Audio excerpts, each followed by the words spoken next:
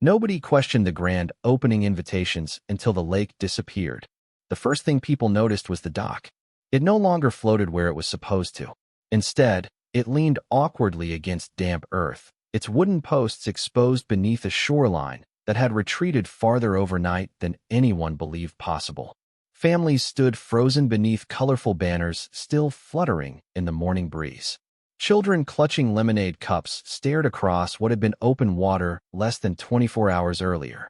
County officials exchanged confused glances while local reporters lowered their cameras, uncertain whether they were witnessing a celebration or the aftermath of an elaborate misunderstanding. The smell of kettle corn and grilled hot dogs still drifted through the crisp morning air from food vendors who had arrived before sunrise, expecting to serve hundreds of guests attending what had been advertised as the event of the season. Balloons tied to white folding chairs bounced gently in the wind beside a stage decorated with oversized signs welcoming everyone to the official unveiling of the community's newest treasure. Across the shoreline, volunteers wearing matching shirts attempted to maintain cheerful expressions while quietly asking one another why the water looked different. The answer was simple. Nobody had bothered asking the man who maintained the lake why he had skipped the ribbon-cutting ceremony. My name is Garrett Lawson, and I had spent nearly 48 years understanding that water obeyed principles far older than popularity contests. The metallic scent of lake infrastructure, damp concrete, and wet soil had followed me through childhood long before I understood algebra or mortgage payments.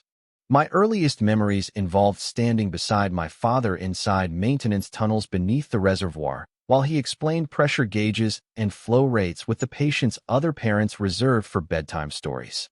He taught me to listen before I touched anything, to hear the subtle vibration of steel gates moving beneath the surface, to notice how changing weather affected water levels before visible signs ever appeared. Water had rhythms, patterns, responsibilities. It was not scenery. It was infrastructure. Yet somewhere between expensive neighborhood brochures and enthusiastic social media announcements, people had forgotten the difference. The previous afternoon, Cynthia Blake had stood confidently at the center of preparations overlooking the lake. White tents lined the shoreline while a local jazz trio rehearsed beneath a decorated pavilion. Reporters interviewed residents eager to discuss how fortunate their community felt to unveil such a beautiful shared destination. The entire county had been invited. There would be speeches, photographs, and a ceremonial ribbon cutting. The phrase community lake appeared on banners, invitation cards, and newspaper advertisements despite the fact that nobody from the Homeowners Association had ever operated a single valve, inspected a single control panel, or reviewed the maintenance schedules determining exactly where that water needed to go. I remember driving past the celebration setup in my aging pickup truck while the scent of fresh-cut grass drifted through open windows beneath the fading glow of sunset. Workers waved politely as they hurried between tasks. Children chased each other near the shoreline, while volunteers arranged floral centerpieces on folding tables overlooking the water. It looked beautiful, almost convincing. But beauty without understanding has a dangerous habit of mistaking appearance for permanence. As darkness settled across Lawson Ranch that evening, I finished reviewing documents spread across my kitchen table beneath warm overhead lights. Outside, crickets sang through the quiet countryside while the distant silhouette of the reservoir reflected moonlight beneath an open sky. Tomorrow, the county would gather expecting applause and photographs beside a lake they believed belonged to someone else's story. What they did not realize was that beneath that calm surface, unseen systems had already begun moving exactly as they always had. My father used to say that people respect water only when they realize how quickly life falls apart without it. As a kid, I did not fully understand what he meant. To me, the reservoir behind Lawson Ranch was an endless playground. I skipped rocks from the shoreline until sunset painted the surface gold. I caught bluegill from the dock using cheap tackle bought at the hardware store 15 miles away. During summer afternoons, dragonflies skimmed across the water while cicadas buzzed through cottonwood trees lining the banks. It looked peaceful from above, calm, permanent. But my father never allowed me to mistake appearances for truth. Before he taught me how to drive a pickup truck, he taught me how to read water gauges. Before I learned how to balance a checkbook, I learned why spillways mattered and how pressure built inside steel systems hidden beneath reservoirs people admired from a distance. Some fathers leave behind fishing stories. Mine left behind maintenance logs written in neat handwriting dating back decades. Saturday mornings often began before sunrise with the smell of black coffee drifting through the kitchen while my father reviewed schedules spread across the dining room table. Reservoir levels, seasonal forecasts, irrigation allocations, inspection checklists. He would slide a clipboard toward me and ask simple questions. What happens if downstream demand increases? What happens after heavy rainfall? What happens when people forget why this system exists? The answers always pointed toward the same principle. Water is a responsibility before it becomes a luxury. By the time I reached high school, I could identify unusual pump vibrations by sound alone. The metallic clank of aging gates, the steady hum of pressure regulators, the subtle shift in flow beneath reinforced tunnels. My friends spent weekends at football games while I accompanied my father through maintenance corridors smelling of damp concrete and machine oil.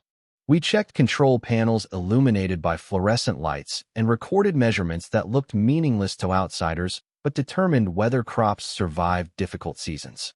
People driving past Lawson Ranch noticed the lake sparkling beneath open skies. They admired reflections dancing across the surface during sunset. Few realized that beneath those postcard views rested an engineered system designed with purpose. The reservoir fed irrigation channels supporting ranch operations throughout the valley. Scheduled releases balanced agricultural demands while preserving ecological stability downstream. Every adjustment followed carefully documented procedures refined through decades of experience. Nothing happened by accident. Nothing existed simply because it looked beautiful in photographs. After my father passed, the responsibility transferred quietly into my hands. There was no dramatic ceremony, no applause, just another early morning beneath pale skies as I unlocked maintenance buildings carrying the familiar scent of dust, steel, and cedar. I continued updating logs using habits he had taught me since childhood. Inspect gauges, review forecasts, monitor schedules, respect systems larger than yourself. The reservoir remained both practical and beautiful, though I understood those qualities were inseparable. Families fishing from the shore saw recreation. Local wildlife depended upon habitat. Ranchers relied upon irrigation deliveries. Everyone experienced a different version of the same body of water. Standing near the control station one evening before the grand opening invitations appeared throughout the county, I ran my hand across worn railings polished smooth by generations of maintenance checks. The setting sun transformed the lake into liquid copper beneath an endless western sky, while geese drifted lazily across the surface. Somewhere beyond the hills, neighbors discussed decorations and speeches for an event they believed celebrated community progress. They admired the view without understanding the machinery beneath it. My father warned me that the most dangerous people are not those who intend harm. They are the ones who confuse convenience with entitlement because they never learned that infrastructure exists for reasons applause can neither replace nor redefine. The first time Cynthia Blake saw the reservoir, she looked at it the way some people look at vacant stages before imagining themselves beneath the spotlight. It was late spring, and the hills surrounding Lawson Ranch had turned that vibrant shade of green that only lasts a few weeks before summer heat settles across the valley. Wildflowers dotted the shoreline while sunlight danced across the water beneath an endless blue sky. From a distance, I suppose it looked less like infrastructure and more like a postcard waiting to happen. Families from the newly developed subdivision had begun taking evening walks along approved viewing paths overlooking the reservoir. Couples paused to photograph sunsets reflecting across the surface. Children pointed toward ducks gliding through reeds near the eastern bank. To most of them, the lake represented beauty. To Cynthia, it represented opportunity. She had moved into the neighborhood 6 months earlier and somehow managed to insert herself into every committee before most residents had finished unpacking moving boxes. People admired her energy. She remembered names quickly. Organized charity drives efficiently. Decorated common areas for every holiday with magazine-worthy precision. She had an answer for every concern and a plan for every inconvenience. By the time she became HOA President, nobody seemed surprised. Cynthia enjoyed two things more than anything else: being seen and being praised for what people believed she had accomplished. The first conversation I had with her happened near the subdivision entrance during a community cleanup event. The smell of fresh mulch drifted through the warm afternoon air, while volunteers planted decorative shrubs beside stone signs welcoming residents home. She approached with the polished smile of someone already halfway through an introduction she had rehearsed in her head. "Mr. Lawson," she said brightly, "everyone keeps talking about that gorgeous lake behind your ranch. It really transforms the character of this community." I thanked her politely and continued loading supplies into my truck. She followed with another observation. "It is such a shame more people cannot enjoy it." There was no accusation in her voice yet, only curiosity wrapped in optimism. Still, something in the way she said enjoy unsettled me. She spoke about the reservoir the way people discuss in used ballrooms inside historic hotels, as though access represented efficiency and admiration created entitlement. Over the following weeks, I noticed her mentioning the lake more often during public gatherings, at neighborhood picnics beneath striped tents, during HOA meetings held inside the clubhouse overlooking the hills, at local business mixers where conversations drifted between property values and community initiatives.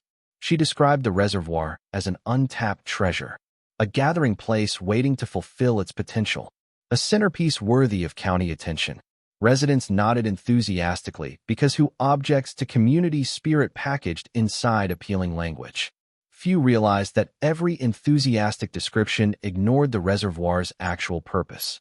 One evening, I stood beside the maintenance building reviewing inspection notes while the scent of warm earth and lake water drifted across the shoreline. Through the trees, I could hear applause from a nearby HOA social event. Cynthia's voice carried faintly over portable speakers as she spoke about building stronger connections and creating shared experiences residents would remember for generations. I looked across the calm surface glowing beneath the setting sun and felt an uneasiness settling somewhere beneath my ribs. Water reflects whatever stands above it. Blue skies, storm clouds, smiling faces. But reflection is not ownership. The people applauding that evening admired the scenery without understanding the system beneath it. Cynthia admired the audience it could attract. And somewhere between admiration and ambition, she began convincing herself that a reservoir designed to sustain livelihoods could become the backdrop for the grandest performance the county had ever seen. The first invitation arrived tucked between utility bills and feed supply catalogs, printed on thick cream-colored cardstock with elegant gold lettering that practically shimmered beneath the kitchen lights. I remember standing at my counter with the smell of freshly brewed coffee filling the room, while morning sunlight spilled across maintenance reports spread beside the sink. At first, I thought someone had sent the card by mistake.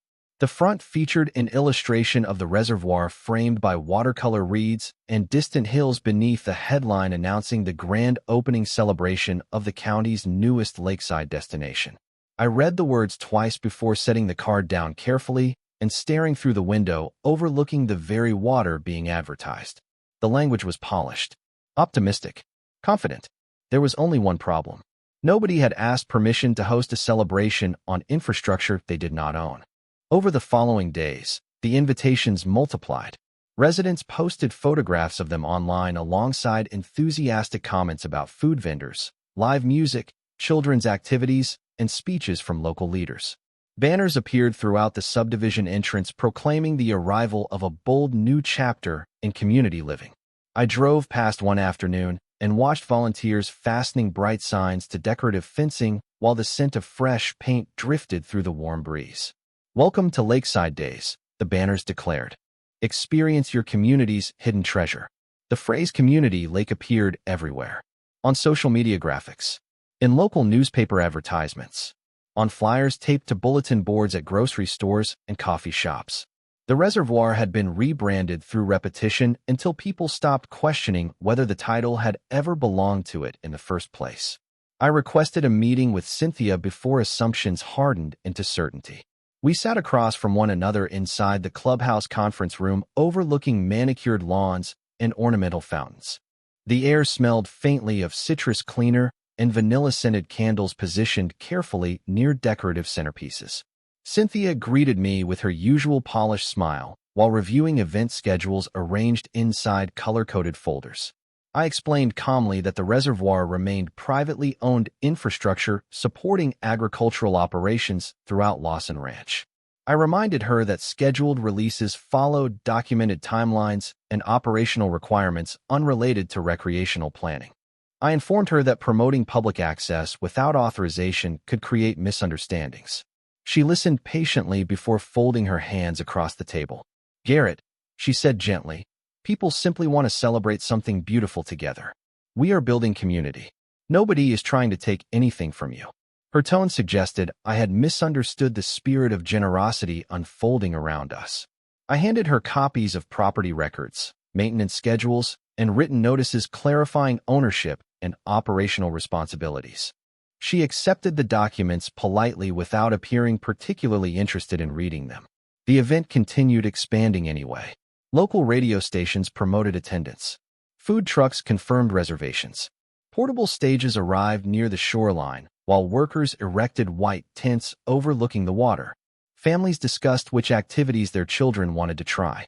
County officials accepted invitations. Reporters scheduled interviews. Every evening, the reservoir reflected another layer of preparations unfolding around its banks. One sunset, I stood beside the maintenance station holding duplicate copies of the written notices I had delivered and listened to laughter drifting across the water from volunteers decorating the shoreline with string lights. The metallic scent of equipment mingled with wild sage carried by the breeze while geese settled quietly near the western bank. I looked toward the reservoir and thought about my father's old warning that people often mistake silence for agreement. I had documented concerns, delivered records, explained responsibilities. The truth had been offered clearly and respectfully. What happened next would not unfold because nobody had been warned. It would happen because some people believe enthusiasm can override systems they never bothered to understand. The morning of the celebration arrived wrapped in the kind of flawless weather event planners dream about. The sky stretched overhead in an uninterrupted shade of blue, while cool autumn air carried the scent of fresh coffee, kettle corn, and cut grass across the shoreline. By 8 o'clock, vehicles had already begun filling temporary parking areas carved into open fields beside the subdivision.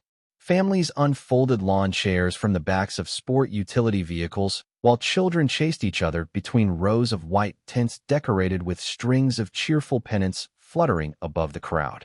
Local vendors arranged pastries beneath glass domes and polished stainless steel serving trays, while volunteers clipped name badges onto matching shirts bearing the event logo.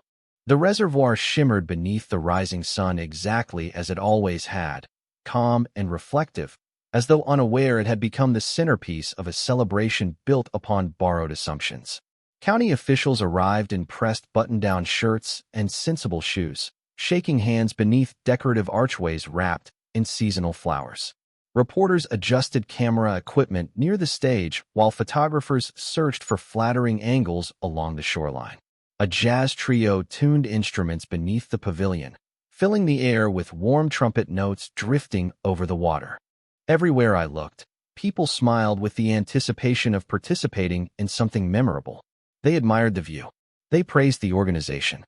They congratulated Cynthia on transforming an overlooked treasure into a shared experience. Nobody questioned the foundation beneath the spectacle because confidence has a way of discouraging curiosity. I watched portions of the activity from the cab of my aging pickup truck parked near the maintenance road overlooking the western edge of the reservoir. The familiar scent of leather, dust, and engine oil grounded me while sunlight filtered through the windshield onto maintenance folders resting in the passenger seat. Beside them sat inspection logs, operational schedules, and documents my father had once trusted me to understand before entrusting me with responsibility itself. I reviewed each page slowly despite already knowing their contents by heart.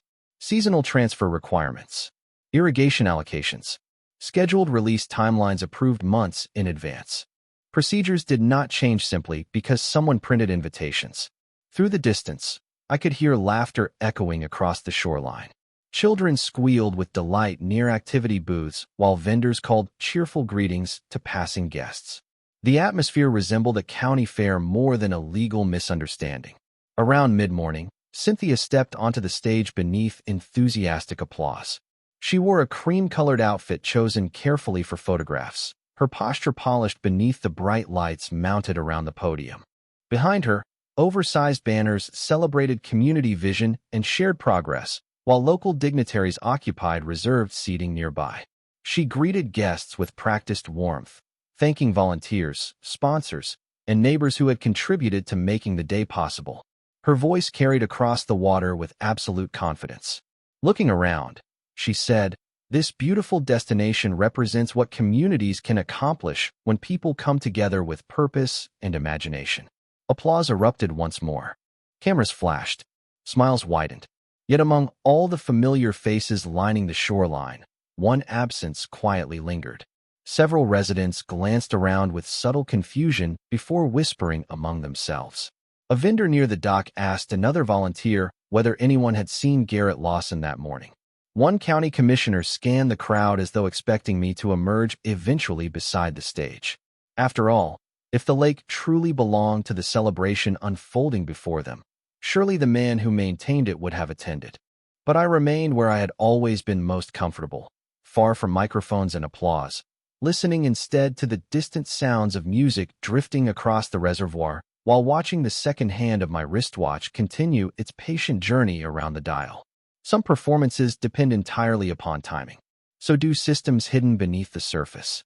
People imagine dramatic moments arrive with warning signs. Sirens, raised voices, thunder rolling across dark skies. The truth is far less theatrical. Sometimes justice begins with the quiet click of a key turning inside an ordinary lock. While applause echoed across the shoreline and Cynthia thanked sponsors beneath decorative banners, I followed the gravel maintenance road toward the control station nestled behind a stand of aging cottonwood trees near the western embankment. The familiar scent of machine oil and damp concrete greeted me the moment I stepped inside. Fluorescent lights hummed softly overhead, illuminating steel panels worn smooth by decades of careful use. Everything looked exactly as it had throughout my childhood. Pressure gauges resting within acceptable ranges. Operational schedules secured beneath transparent covers. Maintenance logs stacked neatly beside the control console. Outside, the county celebrated a version of the reservoir built entirely upon appearances.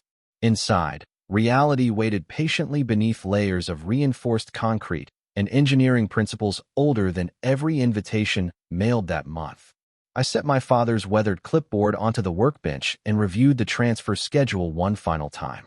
The timing had not been created in response to balloons and speeches.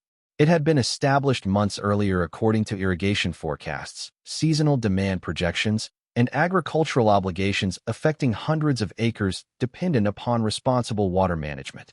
Downstream storage basins required replenishment before peak distribution periods began. Crops do not pause because someone schedules a ribbon-cutting ceremony. The reservoir had always functioned as infrastructure first and scenery second. I completed the inspection checklist the same way my father taught me decades ago. Confirm readings. Verify communications. Document procedures. Respect systems larger than your emotions. Through the partially open maintenance door, I could hear faint traces of music drifting across the hills from the celebration continuing near the shoreline. Trumpet notes. Laughter. Occasional applause carried by the breeze. I wondered briefly whether anyone standing beside the water understood how much invisible labor supported the view they admired. Probably not. Most people never need to think about the machinery beneath everyday comforts. They turn faucets expecting clean water, flip switches expecting light, enjoy landscapes without considering the infrastructure preserving them. That ignorance is not cruelty. It becomes dangerous only when confidence convinces people they understand systems they have never bothered to learn. I signed the final maintenance entry and placed the pen carefully beside previous records documenting generations of stewardship. Then I moved toward the control assembly positioned against the far wall. Steel carried a coolness beneath my fingertips despite the warmth building outside beneath the late morning sun. The mechanisms responded with familiar precision. No hesitation. No resistance. Only purpose. Somewhere beyond the embankment, Cynthia likely continued smiling beneath camera flashes while describing community vision and shared dreams. Guests sampled pastries beside sparkling water they believed had agreed to participate in the festivities. Children laughed near decorated docks, while county officials congratulated one another on supporting local engagement. None of them realized the reservoir had already begun fulfilling the responsibility for which it had actually been designed. I listened as the deep mechanical resonance traveled through the structure beneath my feet. Steady, controlled, predictable. The sound reminded me of my father's voice echoing through maintenance corridors years earlier. Water does not recognize applause, Garrett. It answers only to gravity, engineering, and obligation.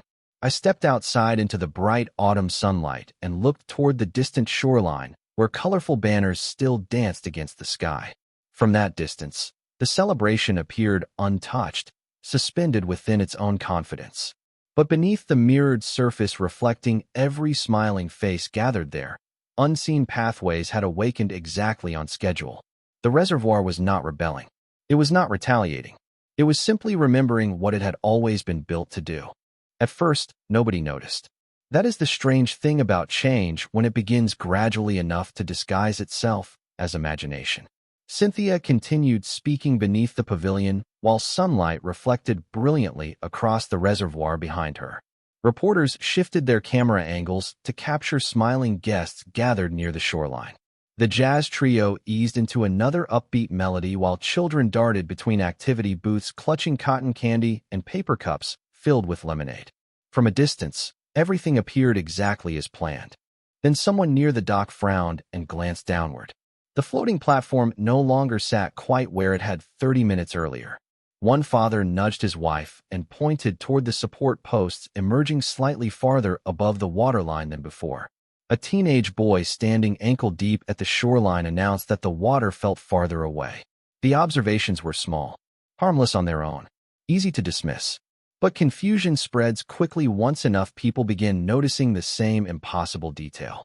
The first ripple of uncertainty moved through the crowd as conversations shifted from weather and refreshments toward cautious questions. Was the shoreline always there? Did the dock look different earlier? Is the water supposed to move that quickly? Cynthia paused briefly during her remarks as murmurs drifted across the audience beneath the clear autumn sky. She offered a practiced smile and joked that perhaps everyone had simply become distracted by the excitement of the day. Polite laughter followed, although it carried less confidence than before. Meanwhile, nature remained indifferent to public relations. The scent of exposed earth gradually mingled with kettle corn and grilled food drifting from vendor tents.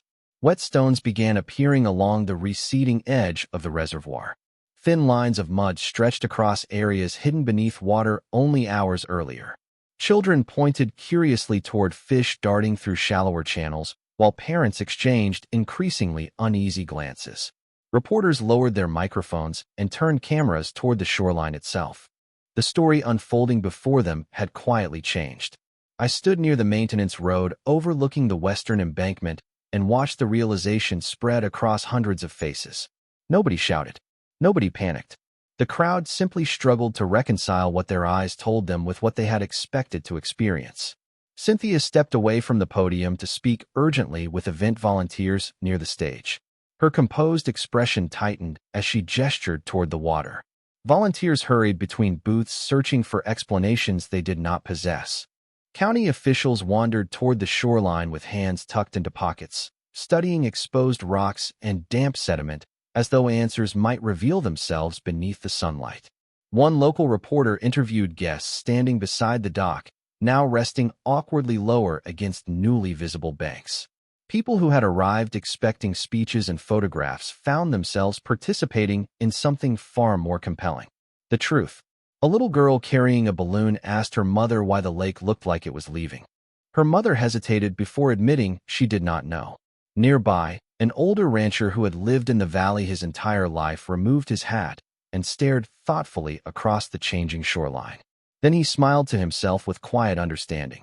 Some systems answer only to schedules written long before celebrations begin. Cynthia eventually looked beyond the crowd and spotted me standing near the distant maintenance road. Even across the widening stretch of exposed shoreline separating us, I recognized the expression settling across her face. It was not anger, not embarrassment. It was disbelief. For months, she had built an entire narrative around the certainty that enthusiasm could redefine reality.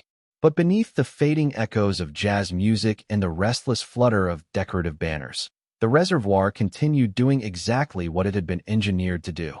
Water slipped steadily toward obligations hidden beyond public view. Applause faded. Cameras redirected. Smiles gave way to questions. And standing beneath the same blue sky that had blessed the celebration only hours earlier, an entire county discovered that scenery may host a performance, but infrastructure never forgets its purpose. By early afternoon, the celebration had transformed into something no committee could have scripted and no public relations team could contain. The bright banners still fluttered along the shoreline, but now they overlooked stretches of exposed earth marked by dark bands of damp sediment and scattered stones that had not seen sunlight in months.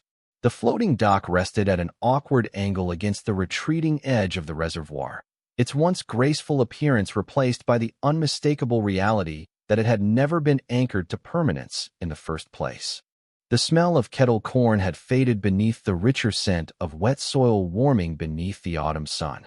Conversations that had begun with excitement now unfolded in hushed tones beneath white tents where volunteers quietly boxed untouched pastries and folded tablecloths no longer needed. I walked slowly along the maintenance path overlooking the reservoir, while county guests drifted toward parking areas with expressions caught somewhere between embarrassment and revelation. Nobody seemed angry. Mostly, they looked thoughtful, confused, curious about how an entire celebration could unravel without anyone raising their voice. Several residents stopped me as I approached the shoreline. One retired teacher admitted she had never realized the reservoir functioned as part of a larger agricultural system. A young father apologized for assuming community enthusiasm automatically meant shared ownership. An older couple confessed they had attended simply because everyone else appeared convinced it belonged to the neighborhood. I answered each question patiently because misunderstanding often grows from distance rather than malice. People tend to trust confident narratives, especially when those stories arrive wrapped in optimism and decorated with balloons. Near the pavilion, workers began dismantling promotional displays while reporters redirected their attention toward the practical explanation behind the changing shoreline. Cameras no longer framed smiling speeches against sparkling water. Instead, they captured exposed banks and interviewed engineers discussing seasonal transfers and infrastructure responsibilities. The story had evolved from celebration to education. Cynthia remained near the stage long after most dignitaries departed. Gone was the polished certainty that had carried her through months of planning. She watched volunteers lower banners bearing slogans about shared vision while autumn sunlight softened around the edges of the emptying shoreline. Eventually, she approached me without photographers nearby. Her voice lacked the practiced confidence I had come to expect. "You knew this would happen," she said quietly. I looked toward the reservoir, where water continued its steady journey toward obligations hidden beyond public attention. "I knew the schedule would not change," I replied. I tried to explain. She glanced downward at the folded notices still resting inside a folder tucked beneath her arm. For the first time since we met, she seemed less interested in defending herself than understanding the difference between intention and consequence. "I thought people would love it," she admitted. "I believe they still can," I answered. "But loving something is not the same as owning it." Around us, the final traces of the celebration disappeared piece by piece. Decorative signs came down. Folding chairs vanished into storage trailers. Food vendors rolled away beneath fading sunlight. The reservoir's exposed shoreline remained behind as a quiet reminder that truth eventually surfaces whether people invite it or not. Before leaving, Cynthia paused beside one of the larger banners waiting to be packed away. She studied the cheerful promises printed across its fabric before helping volunteers fold it carefully into an unmarked container. There were no dramatic apologies, no public confrontations, just the unmistakable humility that arrives when reality gently but firmly corrects the stories we tell ourselves. As evening shadows stretched across Lawson Ranch and geese drifted overhead searching for familiar resting places, I returned to the maintenance station carrying inspection logs beneath my arm. The reservoir had not embarrassed anyone. It had simply revealed what had always been there beneath the surface. Infrastructure, responsibility, purpose. And sometimes, that kind of quiet honesty accomplishes more than outrage ever could. Several weeks later, the reservoir looked exactly as it always had. Morning sunlight stretched across the restored water in ribbons of gold, while mist drifted lazily above the surface before dissolving beneath the warmth of another autumn day. Dragonflies skimmed low across the shoreline, and geese floated peacefully near the reeds as though none of the county's excitement had ever disturbed their routines. The floating dock rested where visitors expected to find it once again, rising and falling gently according to rhythms dictated not by ceremonies, but by seasons. I stood near the western embankment with a steaming cup of coffee warming my hands while the familiar scent of damp earth, cedar, and fresh water drifted through the cool air. Beside me, maintenance logs rested beneath my arm waiting for another ordinary inspection. Ordinary had always been the goal. The weeks following the celebration brought quiet changes throughout the community. The banners disappeared without announcement. Promotional materials quietly vanished from bulletin boards and neighborhood websites. Conversations shifted away from grand visions toward a more grounded appreciation for understanding the systems supporting daily life. Residents who had once admired the reservoir from a distance began asking thoughtful questions during local meetings. How did seasonal transfers work? Why were release schedules necessary? What responsibilities accompanied ownership? Curiosity replaced assumption, and in many ways, that felt like the most meaningful outcome of all.